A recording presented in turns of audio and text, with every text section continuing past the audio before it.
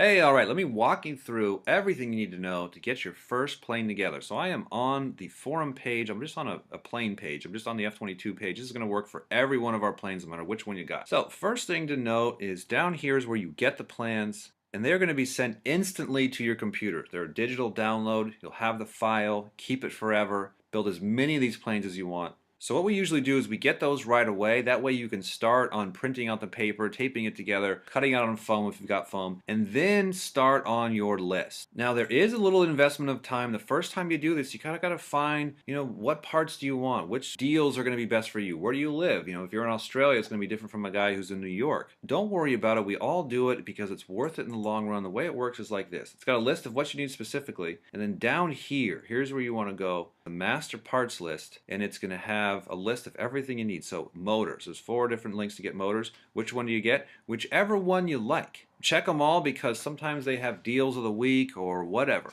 And also know we specifically designed everything to be very mix and matchable, meaning all these parts are going to work on all the different planes. So that's the idea. You buy all these electronics one time, you transfer them over, save a lot of money. All you're out is the $10 worth of foam when you've crashed the plane to death. Finally run out of glue. And also know everything's very interchangeable. Do know that the closer you stay to our specific recommended stuff, 2200 kV, any one of these guys on the list, you are going to be 95% the best you can be, because these are the parts and the sizes that we actually use of what you see using in our videos. One other area to note is your radio. You're going to want to spend a little bit of time researching a radio because this is something you want to keep for a couple years. You don't want to get a cheap radio, something's going to go out on you, or you're going to have to replace in 6 months from now. But I also have to note that now that it's the future, some of the cheaper radios, they're actually starting to work good. Because that's such a moving curve of technology, that is something I would ask a question about in the threads. Servos are very not picky. You can get cheap servos, high quality servos. The plane's still going to fly just fine. So it's very opposite of the radio. And notice gyros and mixers are not mentioned in the list here. So you don't need those. These are just for upgrades and fancy stuff,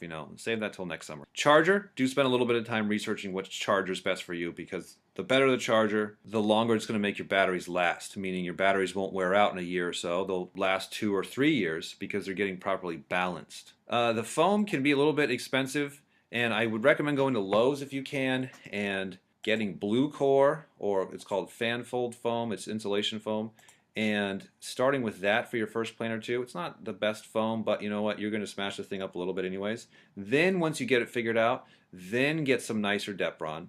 And we also have it listed, so 5 sheets of Depron. How many planes does that make? That's going to make a couple planes plus repairs. We have it arrowed on the side of slightly more because you're going to cut out a part wrong. You're going to break the nose off. You're going to go, oh man, I wish I had a few more square inches of foam. The list recommends 2 carbon tubes at 1 meter length. Again, I would buy a little bit more rather than a little bit less. You don't want to be 3 inches short. With the glue, I like to build my planes with 5-minute epoxy and repair and reinforce them with hot glue. I'll show you that in a minute. Control horns, never have enough of those, never have enough of these motor mounts, and never have enough of these push rods, so err on the side of a little bit more. It'll tell you exactly how many you need. 1 motor mount. No, don't get 1. You need 1, but get a couple because you're going to break that. This tape is really good. They have it at your local Walmart, and it's super sticky, and it's got the threads in it. It's really strong, and that's what you're using to tape your elevator down to.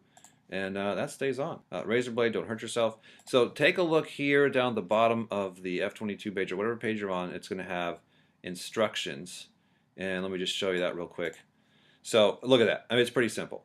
There's your carbon rod inside the wing, all glued down. This is where I like to put a little bead of hot glue, just kind of reinforce those little hinges and gaps there. There's your motor mount. There's your cheap servos, there's your push rods, speed control, that's it. So there is a lot of room for error, and this plane will still push itself through just fine. So that's the idea. It's pretty simple. It just takes a little bit of time to pick through your parts. First time, once you get that over with, it's real easy. That's how guys are building planes so fast. Do leave a question either in either one of these threads, it doesn't really matter, or in the question area, and be as specific as you can.